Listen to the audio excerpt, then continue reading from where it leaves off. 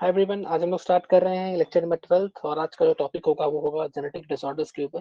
तो आज थोड़ा सा लंबा क्लास जाएगा, जेनेटिक डिसऑर्डर्स सारे के सारे कवर करेंगे। चलिए स्टार्ट करते हैं। जेनेटिक डिसऑर्डर्स, देखो जेनेटिक डिसऑर्डर्स जो हैं वो दो प्रकार के हैं। पहले ये बात समझ रखिए कि कौन कौन से टाइप के जेनेटिक डिसऑर्डर्स की मैं बात कर रहा हूँ। तो एक है मेंडेलियन डिसऑर्डर और एक है क्रोमोसोमल डिसऑर्डर्स। ठीक है, चलिए लिखते हैं। तो एक में लिख सकता हूँ, जेनेटिक डिसऑर्डर को क्लासिफाई कर लेंगे इस तरह से। एक हो जाएगा मेंडेलियन डिसऑर्डर्स, ठीक, और एक हो जाएगा क्रोमोसोमल डिसऑर्डर्स। ठीक है, क्रोमोसोमल डिसऑर्डर्स। ओके, तो जैसे कि मेंडेलियन डिसऑर्डर्स है, इसके अंदर कौन कौन से डिजीज हम लोग को पढ़नी पड़ेगी, तो हम लोग को स्टडी करना पड़ेगा यहाँ पर अबाउट कलर ब्लाइंडनेस। ठीक है, ऐसे ही हमें पढ़ना होगा हीमोफीलिया। हीमोफीलिया ऐसे ही हमें पढ़ना पड़ेगा कुछ ऑटोसोमल डिजीजेस भी हैं, जैसे सिकल सेल एनीमिया। ठीक है, सिकल सेल एनीमिया, ऐसे ही थैलासीमिया। थैलासीमिया, ठीक है, ऐसे डिफरेंट टाइप के डिजीज हमको पढ़ेंगे। Cystic fibrosis, phenylketonuria, फिनाइलकीटोन्यूरिया।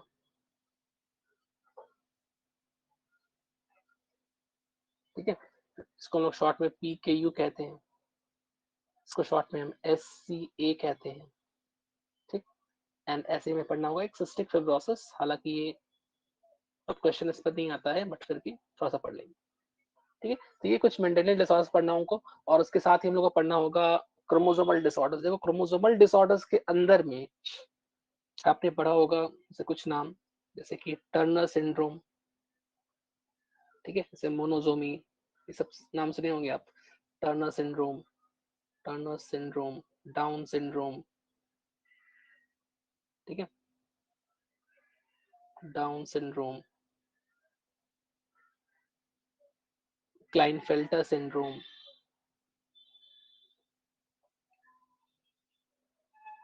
Etcetera etcetera. ठीक है, ये सारी चीजें हम लोग को पढ़नी है। ओके, चलिए नेक्स्ट पेज पर चलते हैं। फर्स्ट बात करते हैं जेनेटिक डिसऑर्डर्स की। जैसे यहाँ पे जेनेटिक डिसऑर्डर्स थे,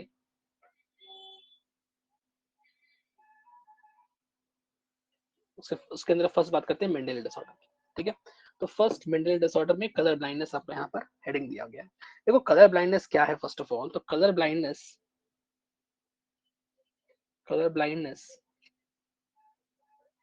इज एन एक्स लिंक्ड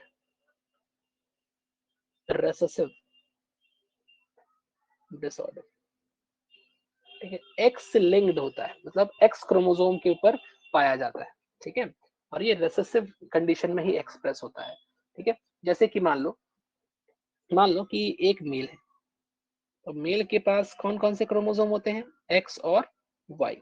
और एक मान लो फीमेल है, और फीमेल के पास कौन कौन सा क्रोमोसोम होता है, एक्स और एक्स। देखो जब मैं एक्स और वाई की बात कर रहा हूँ, तो उसके पास एकमात्र सिर्फ एक ही एक्स क्रोमोसोम है, only one x is present, एक ही एक्स प्रेजेंट है ना। जबकि एक्स एक्स फीमेल की कैसे बात करें, यहाँ पर टू एक्स प्रेजेंट है, टू कॉपीज ऑफ या two X chromosomes are present, two X chromosomes are present. तो देखो अगर दो एक्स क्रोमोसोम प्रेजेंट है, तो हो सकता है कि इन दो में से किसी एक एक्स के पास ये रेसेसिव वाला डिसऑर्डर हो। ठीक है, और एक किसी एक के पास ना हो। जैसे फॉर एग्जांपल, एक एग्जांपल के रूप में समझते हैं इसको। मान लो मैं लिख रहा हूँ केस नंबर 1, ध्यान से देखना। तो केस 1 में कह रहा हूँ, मान लो कि if a female if a female is normal. ठीक है, नॉर्मल है, पूरी तरह से नॉर्मल है, तो उसका जो क्रोमोसोम का सेटअप होगा या क्रोमोसोम कैसा होगा उसके पास, देन उसके लिए हम लिखेंगे एक्स एक्स। ठीक है, एक्स और एक्स लिखेंगे, ठीक है, और कुछ नहीं लिखेंगे। ओके, अब इसको आप ऐसे भी लिख सकते हो, एक्स के ऊपर कैपिटल सी, एक्स के ऊपर कैपिटल सी, ये कैपिटल है, कैपिटल सी लिखें या फिर कुछ मत लिखें, एक ही बात है। ठीक है, केस नंबर 2 लिखते हैं। अभी देखिए सारा केस केस एक बार लिख देते हैं, उसके बाद सबको रिलेट करेंगे। ठीक है, केस नंबर 2 लिख लेते हैं। मान लीजिए कि अगर मैं एक एक्स को अफेक्टेड मान लूं, जैसे मैं लिखूं if a female is normal but acts as a carrier, acts as a carrier, carrier का काम कर रही है। कैरियर मतलब कैरी करने वाला। ठीक है, मतलब she will only carry the disease, ये बीमारी को सिर्फ कैरी करेगी, but will not get affected, will not get affected, ये खुद अफेक्टेड नहीं होगी, खुद बीमार नहीं पड़ेगी। ठीक है, तो इसके इसके अंदर वो बीमारी वाली जीन्स होंगी, बट ये खुद बीमार नहीं पड़ेगी। तो इसके लिए अगर आप लिखना चाहें तो क्या लिखेंगे, एक्स एक्स और एक स्मॉल सी लिख दीजिए, एक स्मॉल सी लिख दीजिए। ठीक है, इसी चीज को आप ऐसे लिख सकते हो, एक्स एक्स लिखो, एक पर लिखो कैपिटल सी, एक पर लिखो स्मॉल सी। जो स्मॉल सी वाला है ना, स्मॉल सी वाला कौन कौन सा है, तो स्मॉल सी वाला ये वाला हो गया। ठीक है, स्मॉल सी, अगर स्मॉल सी दिख रहा है आपको तो आप समझ जाइए कि ये रिसेसिव कंडीशन का डिसऑर्डर है। मतलब जब भी स्मॉल सी प्रेजेंट होगा तभी वो एक्सप्रेस करेगा। इसमें ऐसी होता ऐसा ऐसा बीमारी होता है, मतलब रिसेसिव डिसऑर्डर वो बीमारी है, वो तभी एक्सप्रेस करता है, जो तभी एक्सप्रेस करता है जब वो रिसेसिव कंडीशन में होता है। ये बात ध्यान रखो। मतलब रिसेसिव डिसऑर्डर का अर्थ हुआ कि ऐसी बीमारी जो सिर्फ और सिर्फ रिसेसिव कंडीशन में एक्सप्रेस करे, डोमिनेंट में एक्सप्रेस ना करे। ठीक है, तो हम इसको लिख सकते हैं कि expresses only in recessive condition. ठीक है, यहाँ लिख लिया जाए, expresses only in recessive condition, सिर्फ और सिर्फ रिसेसिव कंडीशन में ही एक्सप्रेस हो पाती है, ऐसी बीमारी है ये। ठीक है, डोमिनेंट में एक्सप्रेस नहीं होती। ठीक है, इसलिए ये देखो कैसी है, नॉर्मल है। ये फीमेल कैसी है, नॉर्मल, क्योंकि यहाँ पर डोमिनेंट वाला सी था, कैपिटल सी था। जब ये डोमिनेंट वाले सी रहेंगे तो वे एक्सप्रेस नहीं होंगे। अच्छा यहाँ देखो, एक तो डोमिनेंट है, ये वाला ये डोमिनेंट दिख रहा है आपको, है ना, ये डोमिनेंट है, और दूसरा वाला कैसा है, रिसेसिव है। तो ये रिसेसिव है, ये डोमिनेंट है। तो एक डोमिनेंट जब भी प्रेजेंट होगा, ठीक है, तो वो अपने अपने गुण को दिखाएगा। ठीक है, तो डोमिनेंट वाला रिसेसिव को एक तरह से ढक के रखा है। ठीक, और उसके डोमिनेंट वाले की वजह से बीमारी यहाँ पर दिख नहीं पा रही। तो बीमारी वाली जीन तो यहाँ पर है, बट वो एक्सप्रेस नहीं हो पा रही है, कारण कैपिटल सी भी प्रेजेंट है। ठीक है, इसीलिए ये जो फीमेल है यहाँ पर, ये भी नॉर्मल है, ये भी नॉर्मल है, लेकिन ये क्या काम करती है, कैरियर का काम करती है। कैरी मतलब ये बीमारी को कैरी करती है, she will only carry the disease. ठीक है, but will not get affected, खुद इफेक्ट नहीं होगी बट कैरी करेगी नेक्स्ट जनरेशन तक। ठीक है, खुद इफेक्ट क्यों नहीं हो रही है, क्योंकि उसके पास एक डोमिनेंट कैपिटल वाला जीन भी प्रेजेंट है। अब देखो मैंने यहाँ पे क्या लिखा है, इसको पढ़ो। यहाँ क्या लिखा हुआ है, express only in recessive condition. अब मैं रिसेसिव कंडीशन लिखने वाला हूँ। रिसेसिव कंडीशन मतलब दोनों स्मॉल सी साथ में प्रेजेंट होंगे। तो आइए इसको लिख लिया जाए। तो हम लिखेंगे कि if a female is affected, affected मतलब बीमार है, तो उसके पास क्या होना चाहिए, एक्स एक्स लिख लो इस तरह से, और दोनों पर स्मॉल सी लगा दो। ठीक है, इसको ऐसे लिखो, एक ही बात है, इसको दो तरह से नहीं ले सकते आप, एक्स सी इसको ऐसे लिख दो। ठीक है, दोनों ही स्मॉल सी है। तो ये हो गया रिसेसिव कंडीशन। याद रखना कि फीमेल तभी बीमार पड़ेगी जब दोनों एक्स पर रिसेसिव कंडीशन पाया जाएगा।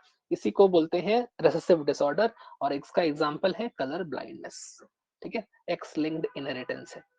ओके, चलिए एक बार से कॉपी करिए।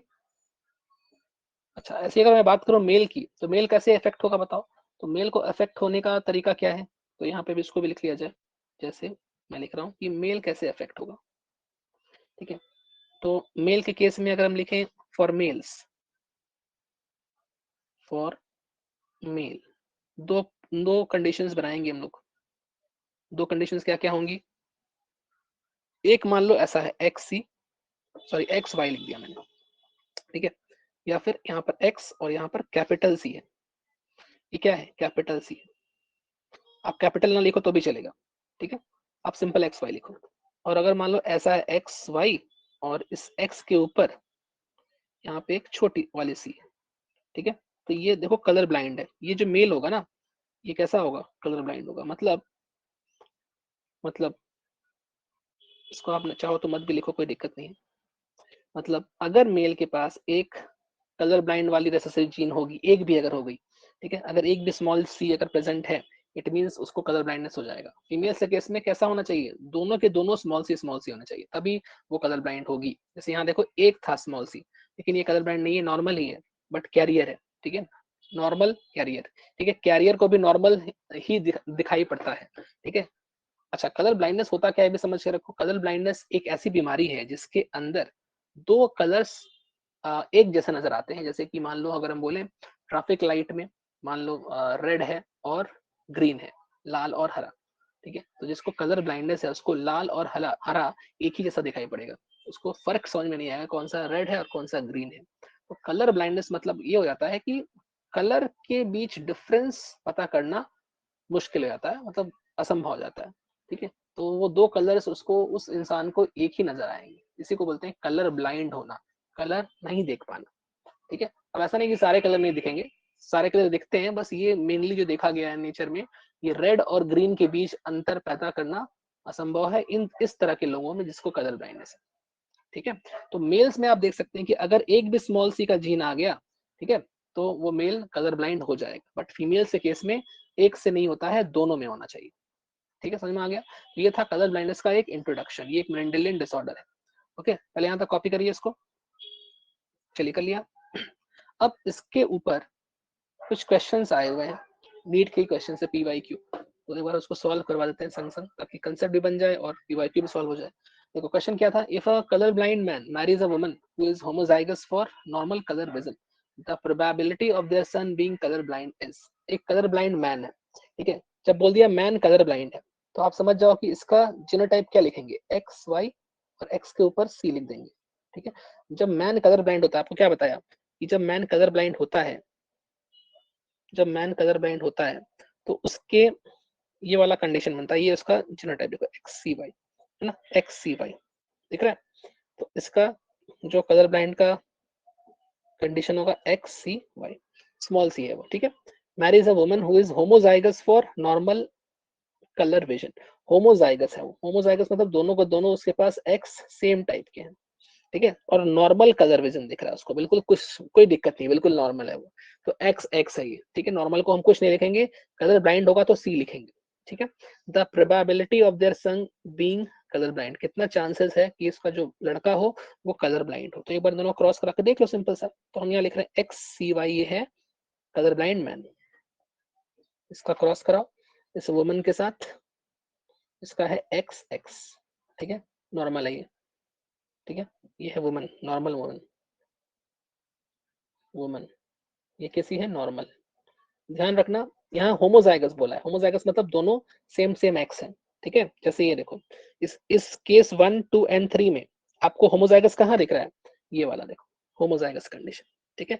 बट क्या ये होमोजाइगस है, ये वाला बताओ, नहीं ना, ये होमोजाइगस नहीं, तो हेट्रोजाइगस है ना, एक्स और एक्स सी है, एक सी अलग है, तो ये होमोजाइगस नहीं होता है, ठीक है। ऐसे पहचानना पड़ेगा आपको कौन सा होमोजाइगस है कौन सा हेट्रोजाइगस है, ठीक है। तो ये देखो, जो वुमन के पास होमोजाइगस है, बस बिल्कुल ये नॉर्मल है, और मैन कैसा है, कलर ब्लाइंड है, सी भी लिख रहे हैं, सी भी माने कलर ब्लाइंड। अब यहाँ से गैमेट बना लीजिए, गैमेट बनाना आपको आता होगा, एक्स सी अलग वाई अलग, ये देखो दोनों सेम होमोजाइगस, तो एक ही एक्स लिखेंगे, कोई एक कर दो, आधा कर दो, है ना। यहाँ से इसका क्रॉस करा दो, तो एक्स एक्स सी, ठीक है, सी को बाद में लिखते हैं हमेशा ऐसे करके, ठीक है।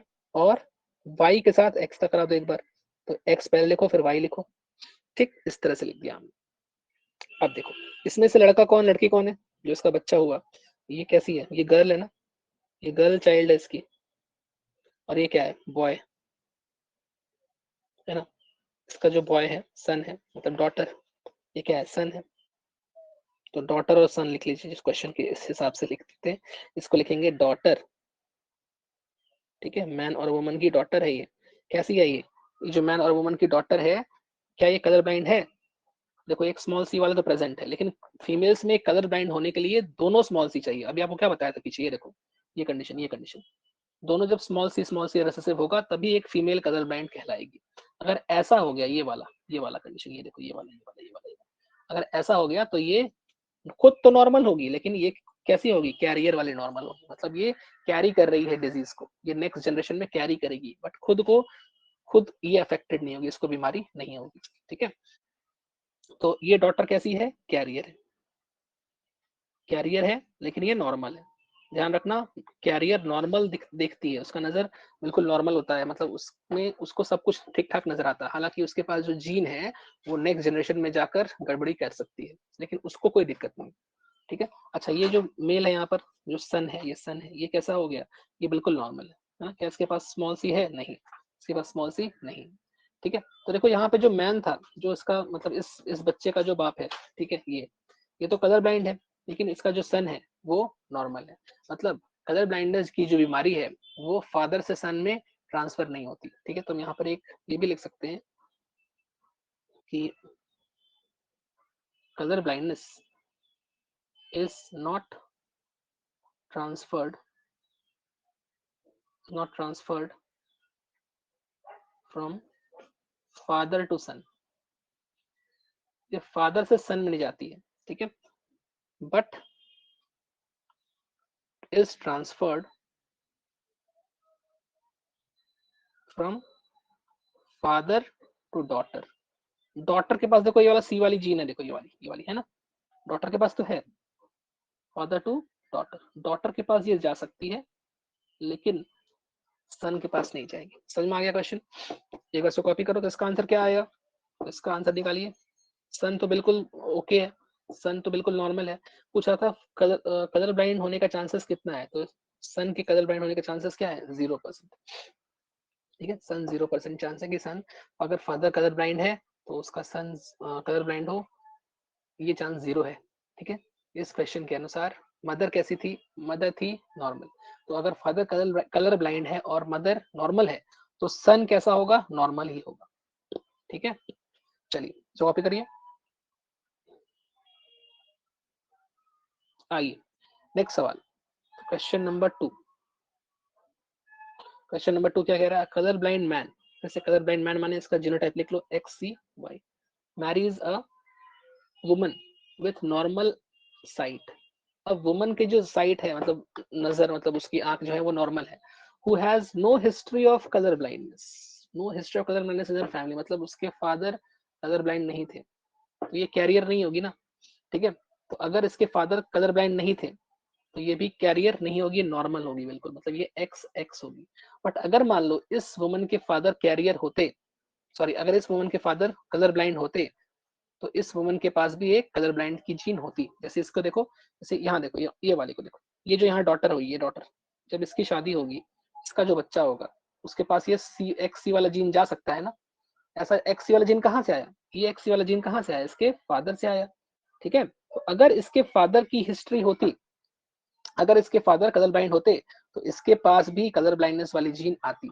ठीक है, लेकिन इस क्वेश्चन में ये बोल दिया है कि woman with normal sight has no history of colour blindness, कोई कलर ब्लाइंडनेस की हिस्ट्री नहीं है, मतलब कि वो बिल्कुल नॉर्मल है, XX। ठीक है, what is the probability of there grandson being colour blind, तो इसका जो ग्रैंडसन है, ठीक है, वो कलर ब्लाइंड हो, क्या प्रोबेबिलिटी है, तो आप यहाँ से क्रॉस करके देख लो। ठीक है, जैसे मैं क्रॉस करके देखूं, XCY, ठीक है, इज क्रॉस्ड विथ XX, तो यहाँ से आप पहले गैमेट बनाइए, फिर से वही वाला क्रॉस, XCY, और यहाँ से क्या, X, क्रॉस करा के देखो, XXC। ठीक है, और एक बार Y से करा दो, XY। तो देखो ये तो इसका सन हुआ, ये तो इसका सन हुआ। अब अगर मैं इसके बच्चे की बात करूं, ठीक है, सन की शादी मान लो हुई आगे चलकर, इसको यहाँ लिखे XY, और ये नॉर्मल लड़की से शादी किया मान लो। ठीक है, तो यहाँ से X और Y बनेगा, यहाँ से X बनेगा, तो ये बन जाएगा XX, और ये बन जाएगा XY। तो इसका जो ग्रैंडसन होगा ये कैसा है, ये बिल्कुल ओके है। ठीक है, तो इसमें कोई चांसेस नहीं है कि ग्रैंडसन इसका मतलब अफेक्टेड हो, तो इसलिए इसका आंसर क्या हो जाएगा, 0। ठीक है, हाँ, हालांकि अगर बोलता मैटरनल ग्रैंडसन, ठीक है, क्वेश्चन अगर ऐसा होता कि पूछता मैटरनल ग्रैंडसन, मतलब मैटरनल मतलब ये, तो इसकी जो लड़की है, इसकी अगर शादी कराते मान लो, और यहाँ से भी क्रॉस करा के देखते हैं, और इसकी शादी एक नॉर्मल लड़के से होती, तो यहाँ से देखो क्या क्या बन सकता था। यहाँ से आप क्रॉस करा के देखिए क्या क्या बनता है। तो देखो तब बनता है एक्स एक्स, मैं क्रॉस करा रहा हूँ, आप भी क्रॉस कराओ खुद से, और देखो आंसर सेम आ रहा है, एक्स वाई, एक्स एक्स सी, एक्स सी वाई। तो यहाँ से देखो जो लड़का है, लड़का, लड़के कौन कौन हो रहे हैं यहाँ से देखो, सन, एक ग्रैंडसन ये बन रहा है, एक ग्रैंडसन ये बन रहा है, तो ये तो कलर ब्लाइंड है ना। तो दो दो लड़के हैं इसमें, है ना, तो दो में से एक हो जा रहा है, मतलब यहाँ पे इसका आंसर होता है 50%, अगर मैं लड़की के टर्म से बात कर रहा हूँ तो। ठीक है, क्वेश्चन में कुछ मेंशन नहीं है, मतलब इसकी बात हो रही है, इस वाले ग्रैंडसन की बात हो रही है, आंसर क्या हो जाएगा, एक्स वाई। ये कंट्रोवर्शियल क्वेश्चन है ये, यहाँ पर ये मेंशन नहीं किया है कि मतलब लड़के का लड़का देखना है, जैसे ये लड़की का लड़का है, देखो ये लड़के का लड़का है, मतलब ये पैटर्नल ग्रैंडसन है, और ये क्या है, this one is maternal grandson, लड़की का लड़का है, नाती है ये, ठीक है, और ये पोता है, नाती और पोता, ठीक है, मैटर्नल ग्रैंडसन। तो ग्रैंडसन लिखा है, तो आप जनरली पैटर्नल ग्रैंडसन को ही ग्रैंडसन मानेंगे, इसका आंसर आएगा 0% यहाँ से। ठीक है, एक बार इसको देख लो। चलिए आगे बढ़ते हैं। इसके बाद अगला सवाल, तो a man whose father was colour blind marries a woman, man का फादर कलर ब्लाइंड था, marries a woman who had colour blind mother and a normal father, what percentage of male children of this couple will be colour blind. ठीक है, तो चलिए इसको solve कर लिया जाए। Man whose father was colour blind, तो man का फादर कलर ब्लाइंड था, तो हम यहाँ लिख रहे हैं फादर ऑफ मैन, वो क्या था, कलर ब्लाइंड था, मतलब एक्स सी वाई था। ठीक है, अब ये फादर है इसका, तो इसके देखो हमने पीछे क्या पढ़ा कि जो फादर के पास एक्स सी है, ठीक है, एक्स सी है, अगर फादर कलर ब्लाइंड होगा, क्वेश्चन नंबर 1 में देखो, यहाँ देखो, ये देखो मैंने क्या लिखा था कि अगर, क्वेश्चन नंबर 1 था, क्वेश्चन नंबर 1, अगर फादर कलर ब्लाइंड है तो वो ट्रांसफर नहीं होगा सन में, सन कलर ब्लाइंड नहीं होगा। ठीक है, क्वेश्चन नंबर 3 में हम लोग क्या बोल सकते हैं कि अगर फादर कलर ब्लाइंड है, ठीक है, तो उसका जो सन होगा, सन मतलब यहाँ पर क्या है, मैन, वो कैसा होगा, नॉर्मल होगा, मतलब वो एक्स वाई होगा। ठीक है, इसके लिए कंडीशन प्रोवाइडेड क्या है, इसके लिए प्रोवाइडेड कंडीशन ये है, क्या हो गया, हाँ, इसके लिए प्रोवाइडेड कंडीशन ये है कि इसकी जो शादी हो, एक कलर ब्लाइंड मैन की शादी हो एक नॉर्मल वुमन से हो। ठीक है, अच्छा, अब लेकिन यहाँ पर ऐसा कुछ लिखा नहीं है कि नॉर्मल है। ठीक है, चलो इसको पूरा करते हैं क्वेश्चन के अनुसार, मैं मिटाता हूँ इसको, एक मिनट को प्रॉपर किया जाए, एक मिनट। देखो, a man whose father was colour blind, तो मैन के फादर का आप लिख लो, फादर का लिख लिया मैंने एक्स सी वाई, चलो ठीक है, marries a woman who had a colour blind mother, तो मदर जो थी इसकी वो कैसे थी, एक्स सी कलर ब्लाइंड मदर थी। ठीक है, एंड अ नॉर्मल फादर, मतलब यहाँ पर देखो, यहाँ पर एक जनरेशन पीछे का पूरा जीनोटाइप लिखा हुआ है।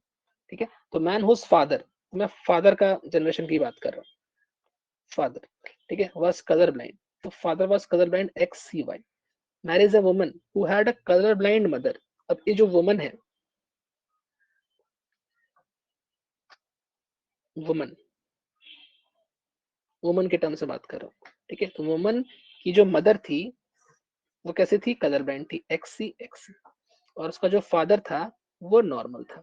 तो वुमन का जीनोटाइप क्या आएगा, यहाँ से देखो, यहाँ से अगर ये एक्स सी आ रहा है और यहाँ से एक्स और वाई आ रहा है, तो यहाँ से क्या मिलेगा मुझे, वुमन का जीनोटाइप ये मिल गया, एक्स एक्स सी।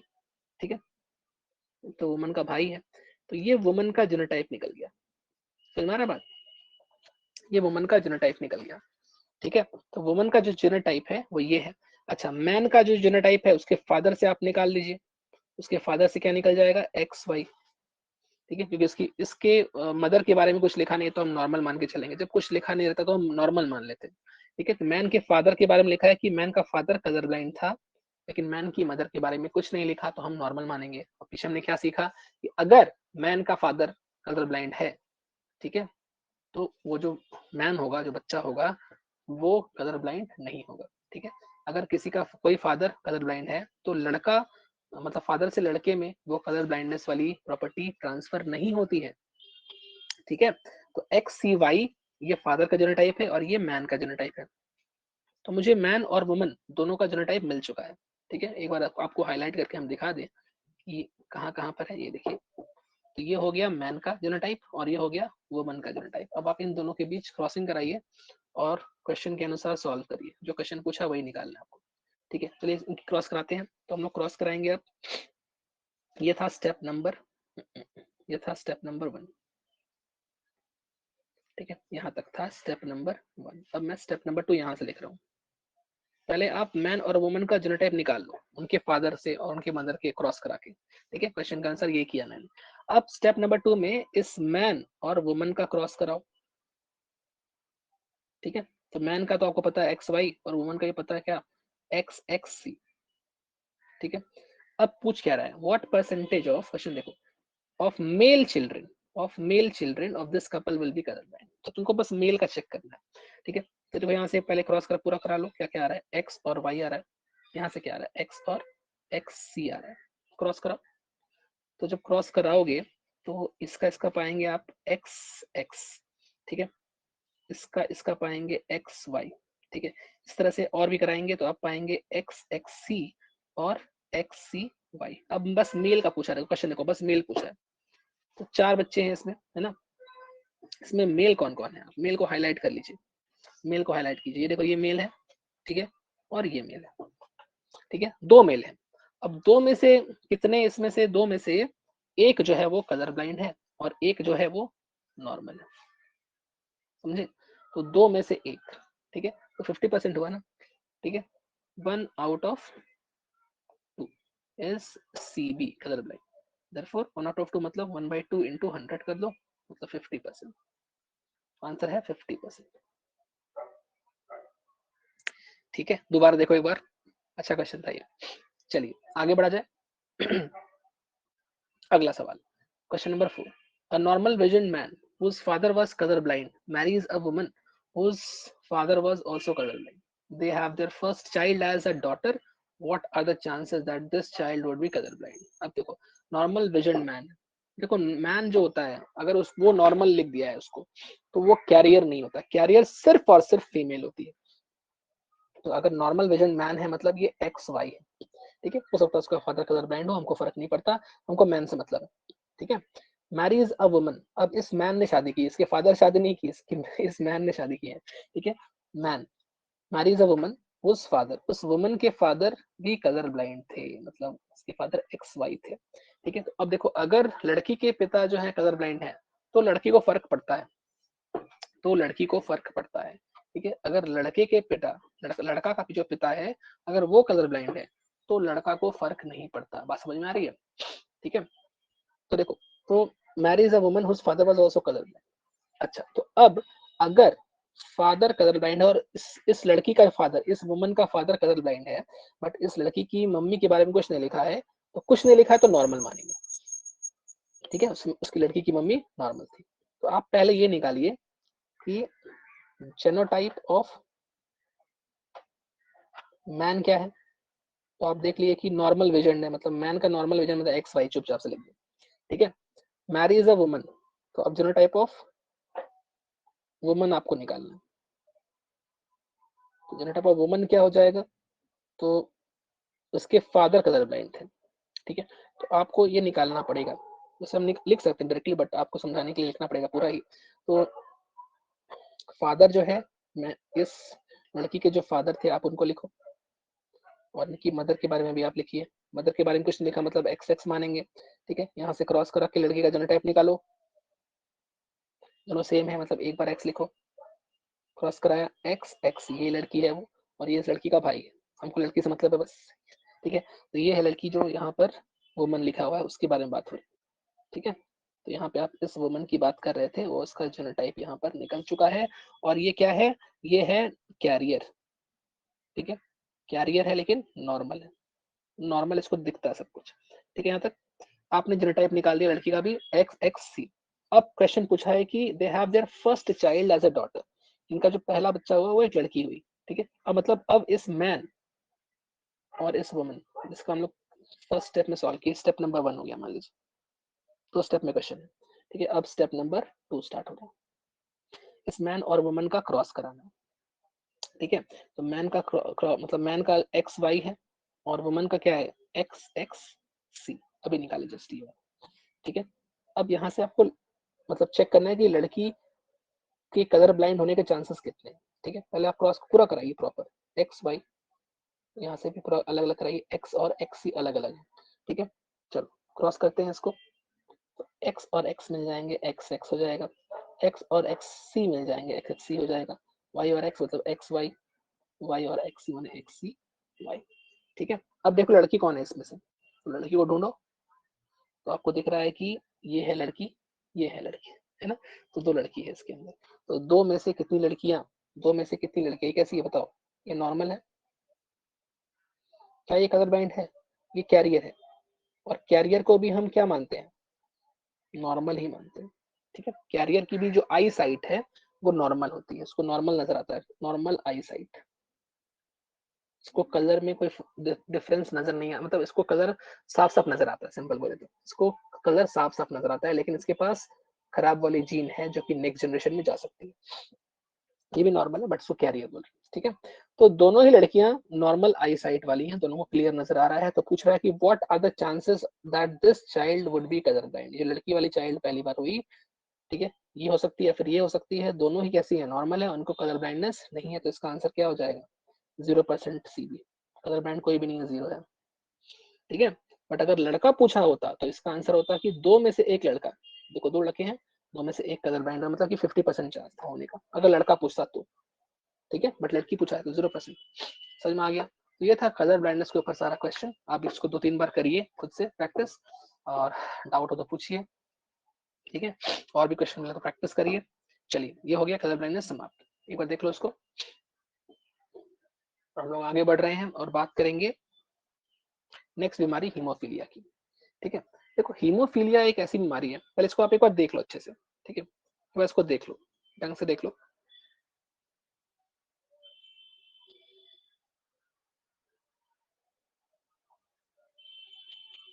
Okay okay. तो हीमोफीलिया एक ऐसी बीमारी है जो कि ब्लड क्लॉटिंग को होने से रोकती है, फिर क्लॉटिंग फैक्टर्स यहाँ पर खराब हो जाते हैं, ठीक है। तो ये रॉयल फैमिली में पाई गई थी, क्वीन विक्टोरिया के अंदर ये मिली थी। और इसमें क्या होता है कि क्लॉटिंग होती ही नहीं है, क्योंकि क्लॉटिंग फैक्टर जो होते हैं, क्लॉटिंग फैक्टर आपके क्लास 11th के सिलेबस में है, वैसे डिटेल्स में नहीं है। तो पहले सिलेबस में था क्लॉटिंग फैक्टर 8, क्लॉटिंग फैक्टर 9, ये सब नहीं बनते हैं बॉडी के अंदर। इसके वजह से ब्लड जो है वो क्लॉट नहीं हो पाता है, मतलब ब्लड जो अगर किसी को चोट लग गई, इंजरी हो गई है मान लो, तो उसका ब्लड निकलते ही रहेगा, क्लॉटिंग नहीं हो पाएगी, ब्लड रुकेगा ही नहीं और उससे से मर जाएगा, ठीक है। तो सबसे पहले हम लोग यहाँ पे क्वेश्चन, सॉरी हम लोग यहाँ पर कुछ थ्योरी लिखेंगे और फिर क्वेश्चन करें। तो लिखेंगे कि haemophilia it is an example of, या it is an X linked recessive disease, ठीक है। ये भी कैसा है, एक्स लिंक्ड रेसेसिव डिसऑर्डर है। जेनेटिक नेचर इसका जो होता है वो भी लिख लो कि it's genetic nature, genetic nature is similar to colour blindness, CB. मतलब कलर ब्लाइंडनेस पे जो हम लोग 4 सवाल बनाए, वो चारों सवाल हीमोफीलिया के लिए भी सेम आएंगे आंसर, ठीक है। मतलब ये भी एक्स लिंक्ड रेसेसिव है, वो भी एक्स लिंक्ड रेसेसिव था, तो दोनों का जो इनहेरिटेंस पैटर्न है वो सेम है, दोनों सेम टाइप के सवाल बना सकता है, ठीक है। जैसे अब समझाएंगे कैसे। तो पहले समझ लो कि हीमोफीलिया है क्या। तो if there is an injury, if there is an injury, if there is an injury, मान लो कोई इंजरी हो गई, if there is an injury, then blood flow, then then blood flow, the blood flow does not stop in the absence of, in the absence of several proteins, several proteins actually किसकी बात हो रही है, clotting proteins की या clotting factors की, ठीक है। क्लॉटिंग फैक्टर्स कौन कौन से हैं, क्लॉटिंग फैक्टर 8 एंड 9, ये आपको नहीं पढ़ना वैसे, बट मैं लिख दे रहा हूँ, चाहो तो याद कर लो। ठीक है, ये लोग नहीं होता है, और क्लॉटिंग फैक्टर के एब्सेंस में क्लॉटिंग नहीं होती है, और क्लॉटिंग नहीं होती है और ब्लड लगातार बहते रहता है। ठीक है, as a result clotting does not occur, as a result clotting does not occur and there is excessive loss of blood. excessive मतलब बहुत ज्यादा, excessive loss of blood। ठीक है, जो कि डेडली हो सकता है, फेटल हो सकता है, डेथ मतलब उससे मर भी सकता है इंसान, डेथ हो सकती है। ठीक है, there is excessive loss of blood due to bleeding। ठीक है, hence it is also called, इसीलिए इसको हम एक और नाम से जानते हैं, इसको हम ब्लीडर्स डिजीज भी कहते हैं। ठीक है, से हम ब्लीडर्स डिजीज, ब्लीड करना मतलब खून बहना, ब्लीडर्स डिजीज इस भी इसको कहा गया। ठीक है, अच्छा ये रॉयल फैमिली में मतलब जो क्वीन विक्टोरिया थी उनके, तो वो कैरियर थी, एक इस प्रकार की बीमारी की कैरियर थी। इसको भी लिख लिया जाए कि queen Victoria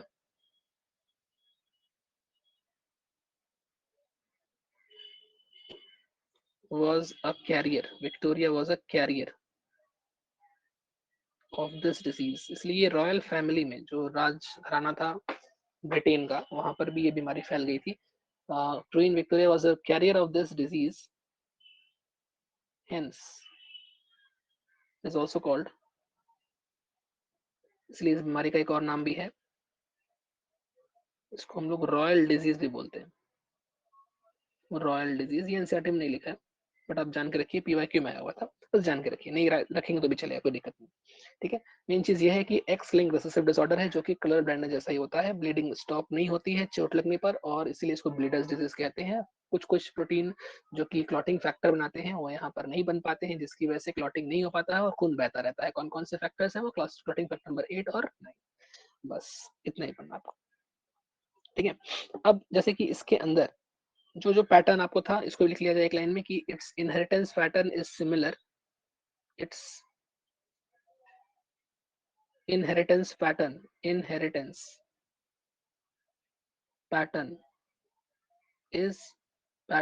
is similar to CB, colour blind. जो कलर ब्लाइंड में पढ़ा बिल्कुल वैसे ही पैटर्न है, मतलब कि अगर कोई फीमेल को कलर ब्लाइंड होना है तो female, for a female to be colour blind, sorry, for a female to be haemophilic, haemophilic होने के लिए इसको क्या होना चाहिए, एक्स एच होना चाहिए। ठीक है, ये हीमोफिलिक हो गई। जैसे एक आपको मैं लिख के दिखाता हूँ, नेक्स्ट पेज पर आइए, तो इसको कॉपी करिए। ठीक है, आइए, तो नेक्स्ट पेज पर यहाँ पे थोड़ा स्पेस है अपने पास, इसका इस्तेमाल किया जाए। तो हम यहाँ लिख रहे हैं कि हीमोफीलिया, अगर मेल की केस में बात करें, अगर मेल की केस में बात करें तो मेल में तो सिंपल एक्स सी था, वहां पर X Y, X H Y कर दो, एक्स सी वाई था, यहाँ पर एक्स के ऊपर सी के बदले एच लगा दो, स्मॉल एच। ठीक है, अच्छा फीमेल से केस में बात करेंगे तो फीमेल से केस में दो केसेस बनेगा। ठीक है, तो यहाँ पर एक बनेगा एक्स एच, दोनों ही स्मॉल एच। ठीक है, और इसमें एक वाले में ऐसे लिख सकते हो आप, स्मॉल एच, और दूसरे वाले में या तो चाहो तो कैपिटल लिखो या फिर मत लिखो, कोई दिक्कत नहीं। ठीक है, ओके, तो ये क्या हो जाएगा, देखो यहाँ पर लिखना चाहें अगर तो लिख सकते हैं कि ये हो गया हीमोफिलिक, ये हो गया हीमोफिलिक, ये मेल है हीमोफिलिक, मतलब इसमें अगर स्मॉल एच आ गया तो हीमोफिलिक हो जाएगा। ये देखो इसमें दोनों स्मॉल एच है, स्मॉल एच दोनों ही स्मॉल एच है, तो ये भी क्या हो जाएगा, हीमोफिलिक। ये फिर फीमेल है, भी क्या हो जाएगी, हीमोफिलिक। लेकिन इसको देखो, इसके अंदर सिर्फ एक स्मॉल एच है, तो ये क्या हो गया, कैरियर। यही थी क्वीन विक्टोरिया, कैरियर।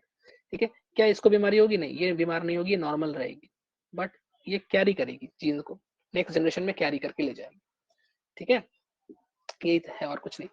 तो ये हो गया हीमोफिलिया के बारे में। अब क्वेश्चन देखिए, haemophilic man marries a normal woman. Question है क्वेश्चन नंबर 5। तो एक हीमोफिलिक मैन है, हीमोफिलिक मैन मतलब अगर मैन को हीमोफिलिक होना मतलब उसका जीनोटाइप ये रहा, तो ये कैसा है, एक्स सी, सी ना लिख क्या लिखेंगे, H Y, X H Y, ठीक है। Marries a normal woman. अब देखो नॉर्मल वुमन जो है वो कैसी होगी, हो सकता है कि वो एक्स एक्स हो, या फिर हो सकता है वो एक्स एच ऐसी वाली हो, ठीक है, कैरियर वाली। बट यहाँ कुछ कैरियर लिखा नहीं तो हम नॉर्मल ही मानेंगे, मतलब हम इसको मान के चल रहे हैं, ये वाले, ठीक है। There offspring will be, cross करा के देख लो, तो एक्स ये हीमोफिलिक मैन हो गया, और ऊपर जो लिखा है एक्स एक्स इसके क्रॉस करा लो, यहाँ से गैमेट्स बनाओ, एक्स एच वाई, यहाँ से गैमेट्स बनाओ, एक्स क्रॉस कराओ, एक्स एक्स एच, और इसका कराओ एक्स एंड वाई, ठीक है।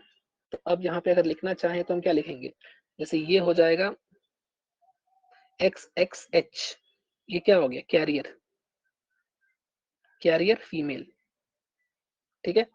और ये क्या हो गया, नॉर्मल मेल, ठीक है। कैरियर भी कैसी है, नॉर्मल ही होती है वैसे, तो इसमें सारे के सारे नॉर्मल ही हो रहे हैं ना। तो इसका आंसर क्या जाएगा, ऑल हीमोफिलिक, ये तो गलत है। All boys are haemophilic, all boys are haemophilic, ये भी गलत है। ऑल गर्ल्स आर हीमोफिलिक, ये भी गलत है। ऑल नॉर्मल, सारे नॉर्मल, ठीक है, दोनों नॉर्मल। ओके, तो इस तरह से करना है बस वहां पर, और यहाँ पर फर्क यही है कलर ब्लाइंडनेस और हीमोफिलिया में कि सी के बदले एच आ गया है, ठीक है। और बीमारी का जो मतलब बीमारी में जो भी होता होता हो, मतलब उसमें कलर ब्लाइंडनेस कलर की बात हो रही है, यहाँ पर ब्लड की बात हो रही है, लेकिन पैटर्न जब आप बनाएंगे, क्रॉस जब बनाएंगे, क्रॉस एक ही टाइप का बनेगा, ठीक है। चलिए आगे बढ़ा जाए और बात करते हैं सिकल सेल एनीमिया की। देखो सिकल सेल एनीमिया जो है, इसके अंदर सिंपल आप याद रखिए कि इसे यहाँ पे मैंने एनसीईआरटी का डायग्राम भी डाल दिया है, ठीक है। तो इसके अंदर में होता ये है कि पॉइंट म्यूटेशन हो जाता है, ठीक है। तो जैसे यहाँ पे पॉइंट म्यूटेशन होता है, पॉइंट म्यूटेशन। तो पॉइंट म्यूटेशन कहाँ पे होता है, तो point mutation occurs in the 6th codon position, 6th codon position पर पॉइंट म्यूटेशन आता है, एंड GAG कन्वर्ट्स इनटू, जो कोडॉन GAG है वो GAG से कन्वर्ट होकर GUG बन जाता है, ठीक है, mRNA के अंदर, ठीक है। तो पॉइंट म्यूटेशन हुआ कैसे, पहले वो समझ लो, पहले इसको बताओ। तो पॉइंट म्यूटेशन हुआ कहाँ पर है, पहले समझ लिया जाए। हम यहाँ पर एक सीक्वेंस लिखेंगे, ध्यान से देखिएगा। जैसे हम यहाँ लिख रहे हैं GAG, ठीक है, और जी का कॉम्प्लीमेंट्री क्या होता है, सी। एक कॉम्प्लीमेंट्री क्या होता है, टी, और जी का सी, ठीक है। यहाँ पर पूरा नाइट्रोजनस बेस आपको लिखना है, ये नॉर्मल कंडीशन, ठीक। और यहाँ पर एक लाइन खींच देते हैं इस तरह, ठीक। अच्छा ये है डीएनए, डबल स्ट्रैंडेड डीएनए। आप जान के रखिए कि डबल स्ट्रैंडेड डीएनए जो है, डबल स्ट्रैंडेड जो डीएनए है, डीएसडीएनए, इसके अंदर एक प्रोसेस होगा जिससे आप एमआरएनए बनाएंगे, ठीक है। तो एमआरएनए कैसे बनता है, तो आप देखिए जो यहाँ पे आपके पास जीएजी था, जीएजी था, ठीक है। ये देखिए इसको आप डिटेल में पढ़ोगे मॉलिक्यूलर बेसिस चैप्टर में, ठीक है। तो जीएजी में जो भी चीज लिखा है सेम टू सेम आप यहाँ लिख दो जीएजी, ठीक है, ऐसे लिख सकते हो, या फिर सिंपल याद रखो यहाँ पे सी है, सी का कॉम्प्लीमेंट्री जी, टी का कॉम्प्लीमेंट्री ए, सी का कॉम्प्लीमेंट्री जी, ऐसे लिख दो। तो ये हो गया आपका एमआरएनए, सिंगल स्ट्रैंडेड एमआरएनए। इसमें दो चीजें आती है, कोडिंग स्ट्रैंड और एक टेम्पलेट स्ट्रैंड, समय आने पे बताएंगे क्या होता है, ठीक है।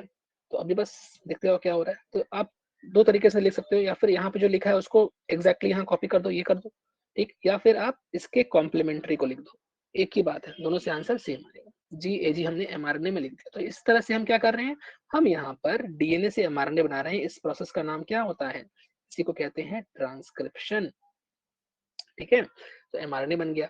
अच्छा एमआरएनए के बाद आपको यहाँ से प्रोटीन बनानी है, ठीक है। तो एक्चुअली अमाइनो एसिड बनती है। तो जब भी जीएजी कोडॉन रहता है, जीएजी जब भी रहता है तो इसके लिए कोड होता है ग्लूटामिक एसिड, ठीक है। यहाँ बनता है जीएलयू, ग्लू, ठीक है, ग्लूटामिक एसिड,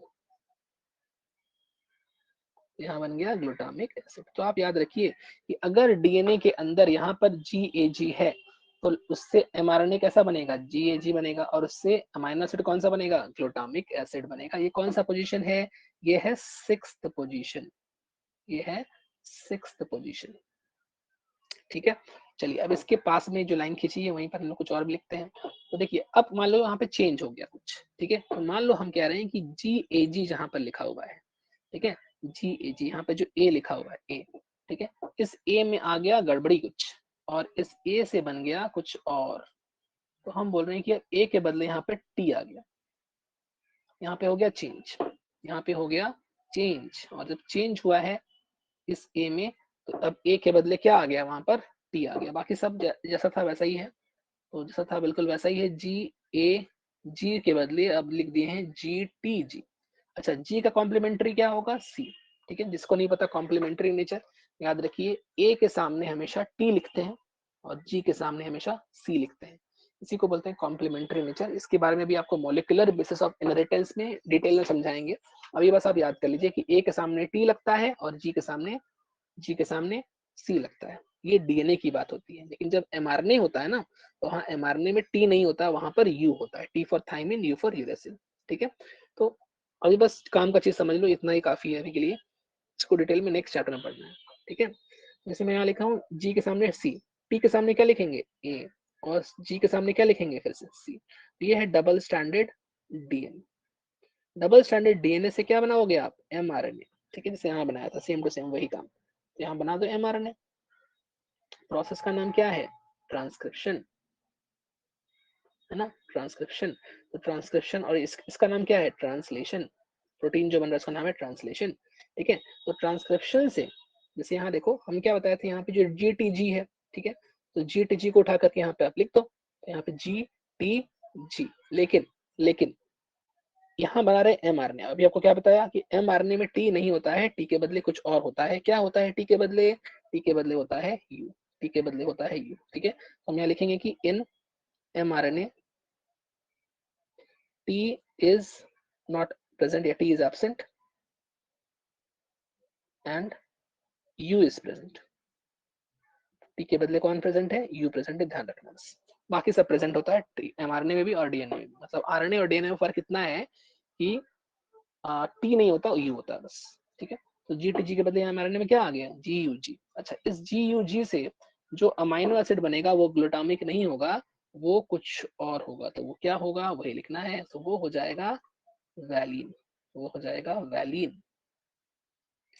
तो 6th पोजीशन पर पहले बन रहा था ग्लूटामिक एसिड, लेकिन अब बन रहा है वैलिन। तो चेंज आ गया ना यहाँ पर, और इसी चेंज की वजह से जो यहाँ पर आरबीसी का स्ट्रक्चर है देखो, ठीक है, वो कैसा हो जाता है, इस तरह से चेंज हो जाता है, और ये चेंज हो गया, सिकल सेल बना लेता है। सिकल मतलब हसुआ जैसा, हसिया। ठीक है, सिकल में जैसे घास काटते हैं, हसिया। ठीक है, तो बाई कनकेव शेप से ये चेंज होकर के हसिये के शेप में आता है, सिकल शेप में हो जाता है, सिकल हसिये के शेप में हो जाता है। इससे ऑक्सीजन ट्रांसपोर्ट में फर्क पड़ता है। ठीक है, ऑक्सीजन ट्रांसपोर्ट नहीं हो पाता। ओके, यहाँ तक कॉपी करिए। भाई अब एक सवाल पूछा है कि both parents are carrier of for S C माने सिकल सेल एनीमिया। ठीक है, इससे ऑक्सीजन कैरियर मतलब ऑक्सीजन ठीक से कैरी नहीं हो पाता और लोगों को सांस लेने में दिक्कत होती है, ये सब होता है। ठीक है, दूसरी बात आपको एक चीज और समझनी पड़ेगी जो वहां पर मैंने नहीं बताई, जगह ही नहीं था, यहाँ बताते आइए कि ये कैसा डिसऑर्डर है। ठीक है, तो आप याद रखिए कि sickle cell anaemia is an autosomal recessive disorder, X linked नहीं है। ठीक है, ये मेल और फीमेल दोनों को समान भाव से अटैक करता है, ऑटोजोमल रिसेसिव है ये, मतलब ऑटोजोम के ऊपर पाया जाता है। ठीक है, ऑटोजोमल रिसेसिव डिसऑर्डर है। तो जैसे यहाँ पे आप क्या लिख सकते हो, आप लिख सकते हो कि अगर मैं जीन्स की बात करूं, ठीक है, तो यहाँ पे पहले ये लिख लो ये पॉइंट, फिर लिखेंगे कि it can be present as present in the form of जैसे क्या क्या हो सकता है, फर्स्ट फॉर्म जैसे मैं लिख दिया मान लो HB।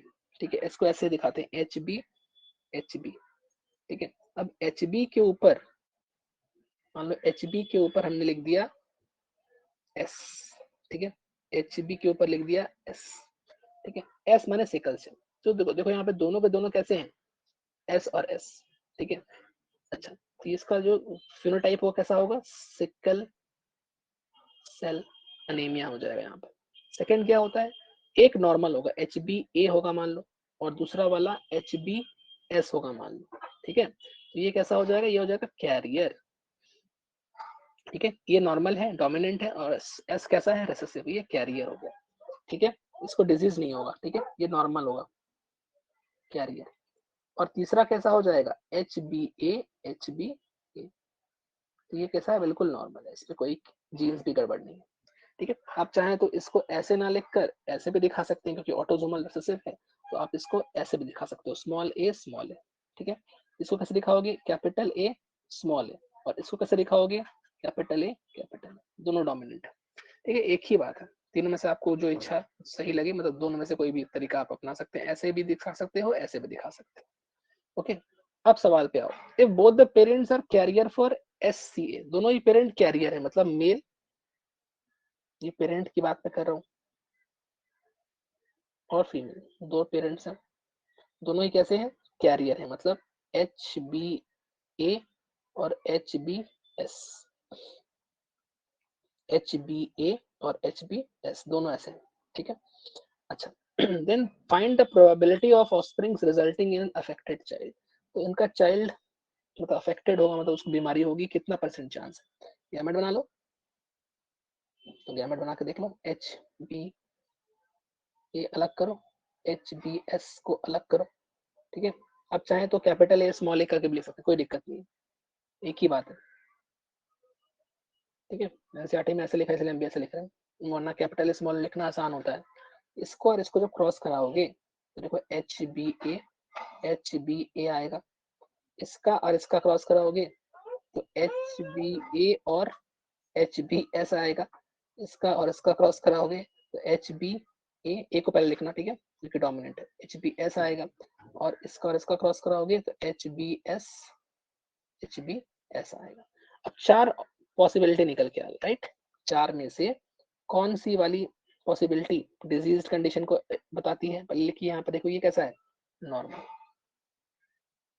ये कैसा है, ये भी नॉर्मल है, लेकिन ये कैसा है, नॉर्मल है, कैरियर वाला नॉर्मल है ना, ये भी कैसा है, नॉर्मल है बट कैरियर है, और ये क्या है, ये है अफेक्टेड, ये डिजीज्ड, इसको बीमारी हो गई है, सिकल सेल अनीमिया की, ठीक है। तो चार में से एक पॉसिबिलिटी निकल कर आई, 1/4, 1/4 कैसे सॉल्व करेंगे, 1/4 कर देंगे और 100 से मल्टीप्लाई कर देंगे, काटा कुटी खेलेंगे तो 25% आंसर आ जाएगा, और ये रहा हमारा 25%,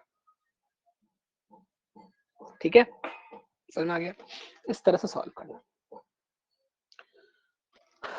चलिए आगे बढ़ा जाए। इसके बाद है फिनाइल कीटोन्यूरिया, ठीक है। एक काम करते हैं, इसको आज हम लोग यहीं पे स्टॉप करते हैं, और इसका जो सेकंड पार्ट आएगा उसमें इसको कवर करते हैं पूरा, ठीक है, लंबा हो जा रहा है काफी। चलिए मिलते हैं नेक्स्ट क्लास, बाय बाय।